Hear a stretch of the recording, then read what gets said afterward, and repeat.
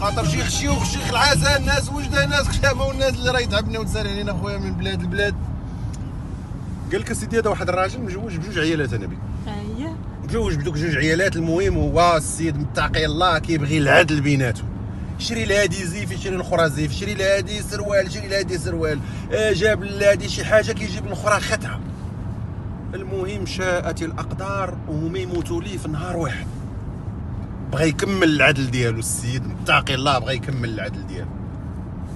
هو يعيط على جوج غسالات، قال له وحده غتغسليها انت، غتغسلي هادي وانت غتغسلي هادي.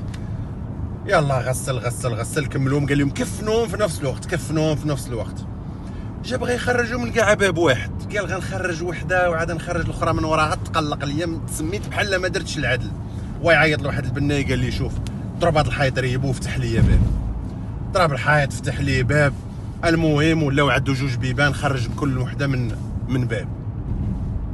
ايوا دفن السيد جوج عيالات ديالو ورجع في الليل ناشط، قال الله كملت الميسيون ديالي، عدلت بيناتهم. النعس وهي توقف عليه وحده فيهم، قلت لها جيه علاش هي خرجتيها من الباب الجديد وانا خرجتيني من الباب القديم؟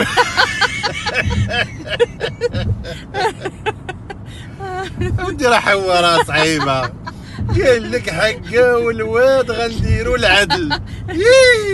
عدل اودي عدل. ترى تشويلي مكبتك والله ما يقنعوا. المهم تلقى منين دوز لك وصافي.